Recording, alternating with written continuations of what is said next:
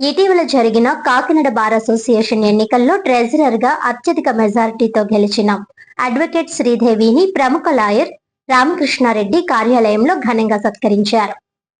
ఈ సందర్భంగా లాయర్ పొలగం రామకృష్ణారెడ్డి మాట్లాడుతూ ప్రజాసేవ చేయగా మహిళలకు అన్ని విధాలా తన వంతు లాయర్ గా సహాయ సహకారాలు చేస్తూ ఈ రోజు బార్ అసోసియేషన్ లో ట్రెజరర్ గా 150 ఓట్ల మెజారిటీతో నెగ్గడం సామాన్య విషయం కాదని అన్నారు. శ్రీదేవి మరింత ఎత్తుకు ఎదగాలని, మహిళా అధ్యక్షురాలుగా ఎదగాలని కోరుతూ శుభాకాంక్షలు తెలిపారు. ఈ సందర్భంగా Nagasri, TDP Kakinada city endowment director Andanapalli Srinivas తదితరులు పాల్గొన్నారు.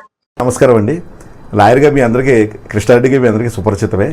అయితే ఈ మధ్యన మాకు ఒక శుభవార్త మా అందరికీ కూడా 24వ తారీఖున గత ఏప్రిల్లో మాకు బార్ అసోసియేషన్లో ఎలక్షన్ రావడం జరిగింది. మరి ఆ ఎలక్షన్లో ట్రెజరర్ కింద మరి మా శ్రీదేవి గారు పోటీ చేయడం, మరి మంచి మెజార్టీతో ఆవిడ ఎన్నికయ్యి అందరికీ కూడా ఆనందకరమైన విషయం. మరి చాలా మంచి మెజార్టీ వచ్చింది.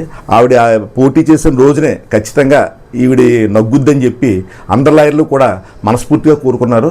అందుకు తగ్గట్టుగానే మరి భారీ మెజార్టీతో ఆవిడ నగ్గడం మరి మా అందరికీ చాలా ఆనందకరమైన విషయము. ఇంకా మామూలుగా సోషలిజంగా, సామాజికంగా చూస్తే శ్రీదేవి గారు అందరికీ అందుబాటులో ఉండే వ్యక్తి అండి. ఒక లాయరు, నేను ఒక అడ్వకేటు అన్న ఒక చట్టంలో ఇరుక్కోకుండా సామాన్య ప్రజలకు అందుబాటులో చాలామందికి ఎంతోమంది ఆడపడుచులకు కానీ చెల్లెళ్ళకి కానీ చాలామందికి ఆవిడ దిశానిర్దేశం చేసి న్యాయం చేశారు.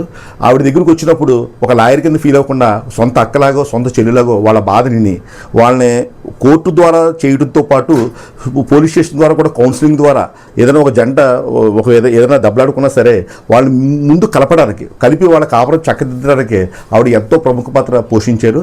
వ్యక్తిగతంగా కూడా నా దగ్గరికి ఏమన్నా కేసులు వచ్చినప్పుడు కూడా ఆవిడని సహాయం అడిగినప్పుడు ఆవిడ దగ్గరికి తీసుకొచ్చి ఆవిడ ద్వారా చాలామంది జంటలు కలపడం, లేకపోతే ఒకవేళ జంటకి న్యాయం చేయడం, ఇవన్నీ కూడా ఆవిడ ద్వారా జరిగినాయి. మరి ఇటువంటి వ్యక్తి ట్రెజరర్తోనే కాకుండా భవిష్యత్తులో సెక్రటరీ ప్రెసిడెంట్గా చూడాలని చెప్పి నేను మనస్ఫూర్తిగా కోరుకుంటున్నానండి. ఖచ్చితంగా అది సాధ్యం తీరుతాము. మొట్టమొదటి మా మహిళా ప్రెసిడెంట్గా ఎన్నుకవుతారని చెప్పి ఆ భగవంతుని పరమేశ్వరుని ప్రార్థించుకుంటూ నన్ను జై హింద్.